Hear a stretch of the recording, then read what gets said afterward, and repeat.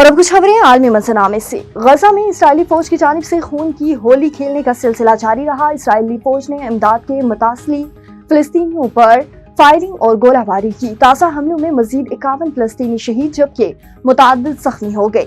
24 گھنٹوں میں مزید 103 فلسطینی شہید اور 219 زخمی ہوئے۔ ہفتوں میں امداد کے مد نظر 549 فلسطینی، 4 شہید، 4000 سے زائد زخمی ہوئے۔ نیسات میں اسکول پر اسرائیلی بمباری سے 4 افراد شہید ہو گئے۔ شہداء کی مجموعی تعداد 56,259 ہو گئی۔ 1,32,458 افراد زخمی ہو چکے ہیں۔ جاپان نے سوشل میڈیا پر رابطہ کر کے 9 افراد کو قتل کرنے والے ٹویٹر کل کو پھانسی دے دی۔ یہ جاپان میں 3 سال بعد پہلی موت ہے۔ ٹویٹر کل کو سن 2017 میں ٹوکیو کے قریب کاناگاوا کے شہر زاما میں اپنے فلیٹ میں 8 خواتین اور 1 مرد کو گلا گھونٹ کر قتل کرنے اور ان کے جسم کے ٹکڑے کرنے کے جرم میں سزائے موت سنائی گئی تھی۔ ایکس میں تبدیل ہو جانے والے social media plate form Twitter کے ذریعے متاثرین سے رابطہ کرنے کے باعث مجرم ٹویٹر کل کے نام سے مشہور ہو گیا۔ اس پھانسی کی منظوری دینے والے جاپانی وزیر انصاف کا کہنا تھا کہ یہ فیصلہ مکمل غور و فکر کے بعد کیا گیا کیونکہ مجرم کا محرک انتہائی خود غرضانہ تھا اور اس کے جرائم نے معاشرے کو شدید صدمہ اور بے چینی میں مبتلا کیا۔ اور چین میں صحرا کو سبز پٹی میں تبدیل کرنے کا تاریخی منصوبہ۔ یہ منصوبہ موت کا سمندر کہلانے والے صحرا کو قابو کرنے میں اہم کردار ادا کر رہا ہے جس پر 40 سال سے کام جاری ہے۔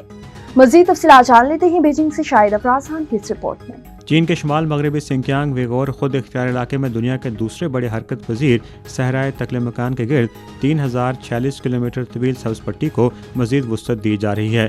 نومبر 2024 میں مکمل ہونے والے یہ ماحولیاتی شیلڈ 3,37,600 مربع کلومیٹر وسیع موت کا سمندر کہلانے والے صحرا کو قابو کرنے میں اہم کردار ادا کر رہی ہے۔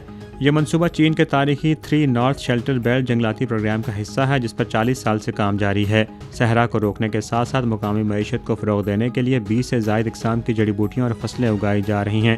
اس سے نہ صرف ریت کے طوفانوں کو روکنے میں مدد ملی ہے بلکہ مقامی کاشتکاروں کے آمدن میں بھی اضافہ ہوا ہے۔ پہلے کے مقابلے میں آج ہواؤں اور ریت کے طوفان بہت کم آتے ہیں۔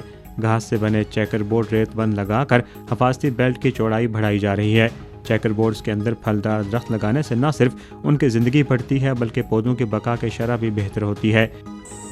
چین کی جانب سے حالیہ عرصے میں صحرا اور ریتلے علاقوں سے نمٹنے میں جدید ٹیکنالوجی کا عمدہ استعمال کیا گیا ہے اور آج یہ صحرا بھی نخلستانوں میں تبدیل ہو چکے ہیں۔ Shahid Afraz Khan, A1 TV، Beijing.